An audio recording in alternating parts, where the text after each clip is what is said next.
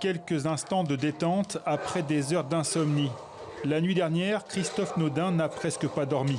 Comme la plupart des rescapés du 13 novembre, ces 2 premières semaines de procès ont ravivé des souvenirs et du stress. Pourtant, dit-il, jusqu'ici, tout va bien. Moi, je suis allé que 2 fois aux audiences.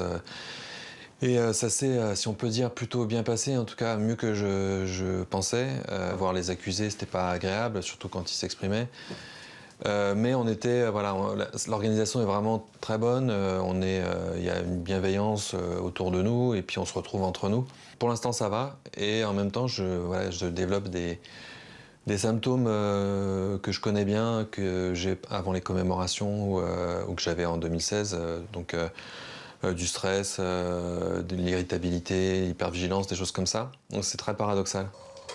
Le 13 novembre 2015, Christophe Naudin était au Bataclan avec 2 amis. Caché pendant des heures dans un cagibi, évacué par la police, il a survécu au pire attentat terroriste en France. Cette nuit-là, ce professeur d'histoire dit avoir été percuté par la grande histoire.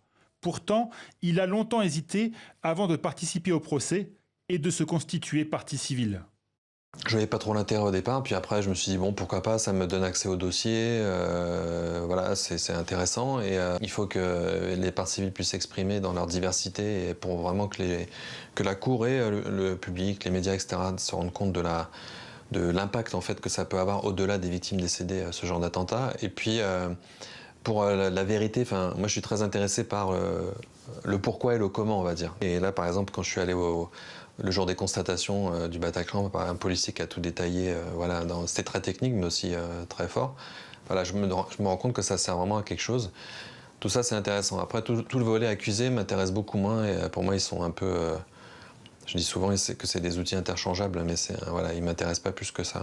Dans une semaine, ce sera à son tour de se présenter à la barre. Le 13 octobre, avec ses mots et son histoire, Christophe Naudin racontera sa nuit du 13 novembre.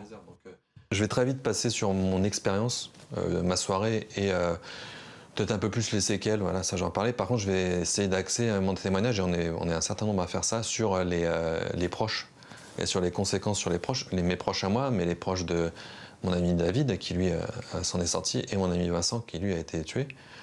Puis Christophe retournera à sa vie d'aujourd'hui, à son collège, à ses élèves et à cette interminable reconstruction. Je verrai au bout des 9 mois ou plus, ou plus tard, ce que ça m'a apporté vraiment. Là, on est dans le tourbillon du truc. Moi, j'ai un peu peur qu'il y ait une espèce de trou d'air et qu'on se dise, bah voilà, maintenant c'est fini ça. Les commémorations, là, ça va être les 6 ans, après les 7 ans, peut-être les 10 ans. Donc là, j'attends de voir et je suis pas inquiet, mais je me dis que ça va pas forcément être facile pour tout le monde, et pour moi en particulier, de l'après-procès, on va dire.